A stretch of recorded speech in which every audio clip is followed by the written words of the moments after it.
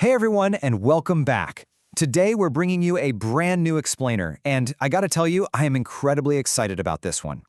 If you've ever worked with AI, well, you already know the golden rule. Models are literally only as good as the data they're trained on. But think about it, how do we actually track that data? How do we know exactly where a single label came from? Or definitively prove that a dataset hasn't been quietly tampered with behind the scenes?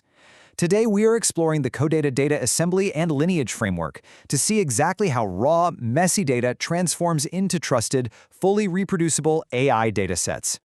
Okay, let's dive into this. The absolute million-dollar question here is, how do we make AI datasets 100% reproducible and completely auditable? In traditional legacy systems, data just gets overwritten, tweaked, or sometimes just outright deleted. It makes retracing your steps practically impossible.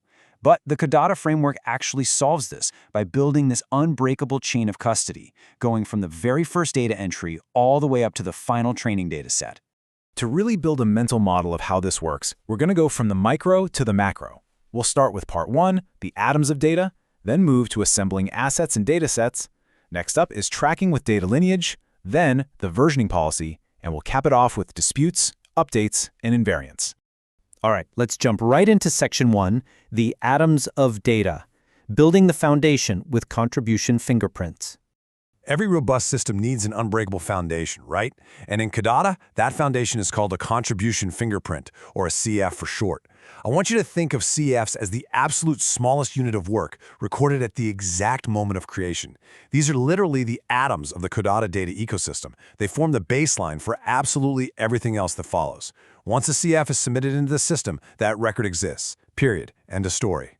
So what do these atoms actually look like in the wild? Well, there are exactly 3 kinds of atomic contributions in this ecosystem.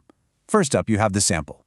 This is the raw original material. So an image, a text snippet, a data trace, it's stored entirely encrypted, its content addressed, and it's referenced solely by its CFA. Second, we have the label. This is a structured claim about that sample, like drawing a bounding box or adding a classification, and it inherently links right back to the sample it's describing. And third, the validation. This is a reviewer's opinionated verification. It's basically a verdict with a rationale, where a reviewer is approving, rejecting, or scoring a previous CFA. Now, this brings us to a massively important rule for validations. A validation absolutely cannot stand alone. It mathematically must reference the exact CFIDs of the items it evaluates. So the crucial takeaway here is this. When a validator reviews a sample or a label, they actually publish their own brand new CF. The original contribution, it remains completely untouched and immutable. This is huge because it means full provenance stays perfectly auditable, while the agreement across different validations can be used later to decide what actually makes the cut into the final dataset. Okay, so we've got our atoms. How do we start building with them? Let's move on to section 2, assembling assets and datasets, bundling those atoms into usage-ready collections. Here is the logical progression of how this all comes together. We start with those atomic inputs, our CFs. Next, we group those atoms into data assets. You can think of a data asset as a reproducible, curated bundle of CFs. For example, a bundle of, say, lung pathology cases with a validator agreement over 0.7. They are these incredibly convenient building blocks that you can reuse. Finally, those assets are selected into datasets. A dataset is a versioned, usage-ready collection that is pinned by a specific manifest. And that is the final product that AI builders actually license and access. Now, there is a totally massive implication here for the people actually contributing data. Because every single dataset is built strictly from these original atomic CFs, the system perfectly maps CF-level ownership straight through to the final product. No way around it. This means precise fractions of tokenized ownership and royalty payouts can be computed exactly. No one's hard work just gets lost in the shuffle of some massive data aggregation. So we've built our datasets, but zooming out, how on earth do we track all these incredibly complex relationships over time? Let's check out section 3, tracking with data lineage, mapping the ecosystem. Data lineage is essentially the directed, immutable map of the entire ecosystem. It physically links the CFs to the data assets, and then the assets to the dataset versions. It includes all the transformations, the filters, the deduplications, the whole shebang. Lineage is the map that lets literally anyone prove exactly what is inside a dataset, why it was included, and where it originally came from. It is, without a doubt, the ultimate audit trail. If we look at how this is modeled mathematically, it's basically a giant graph. The nodes on this graph are the entities themselves. So, the CFs, the assets, and the datasets. The edges are the relationships connecting them together, showing if something is derived from, selected into, validates, or amends another node. And finally, the properties give us the context. Every single edge carries a timestamp and a specific rule. For instance, a rule that explicitly says only include labels with 90% agreement. Now, I know all this graph logic sounds highly technical, but what does it actually allow us to do in the real world? What can you actually ask the lineage map? Because of this brilliant structure, AI builders can instantly query the map to answer some massive, mission-critical questions. You can ask, why was this included? And the system will show you the exact manifest rule and node that satisfied it. You can ask, why was this excluded? To see the exact rule it failed, like maybe an agreement score fell below a certain threshold. You can trace any piece of data right back to the original contributor with a simple where from query. You can see exact, precise diffs of what changed between dataset versions.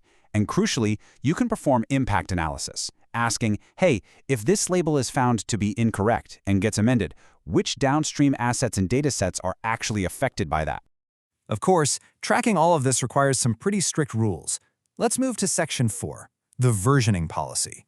Time travel and dataset evolution. In Codatta, there is one golden rule for versioning. You never, ever overwrite data, period. Any change to the inputs or the rules automatically creates a brand new dataset version. This guarantees that historical versions remain entirely immutable, which makes auditing incredibly simple and completely transparent. So, what specifically triggers one of these new versions?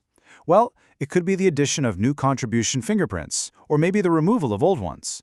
It could be an update to the filters. Say you decide to raise the required validation agreement threshold from 0.7 up to 0.8.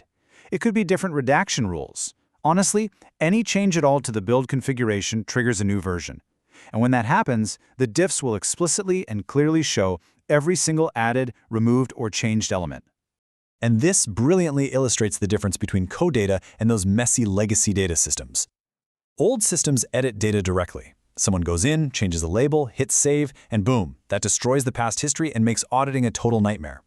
Codatta, however, uses an acyclical and append-only structure. Mathematically, this is known as a DAG, or a directed acyclic graph. Lineage never forms loops or cycles. It only ever grows by appending new nodes. And because it's append-only and time-stamped, you can essentially time travel to see the exact state of a dataset at any given second in the past.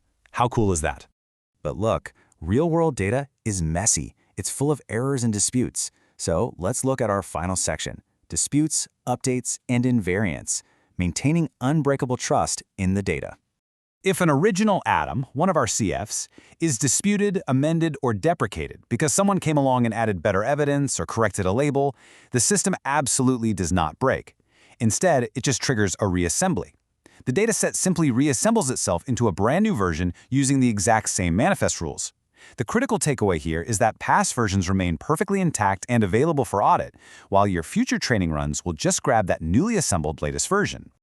This whole incredibly robust system is held up by 4 foundational pillars, what Codatta calls its framework invariants. These are the unbreakable promises the system makes to you. First, referential integrity ensures every entry always resolves back to a valid CF. Second, determinism ensures that identical inputs will always yield identical outputs. Third, immutability guarantees past versions never change. New info just creates a new version. And fourth, explainability means every single inclusion or exclusion is tied directly to a clear, visible rule. I actually really want to pause on the determinism invariant for just a second because, let's face it, this is the holy grail for AI researchers. Same inputs plus same manifest rules equals the exact same version and lineage every single time.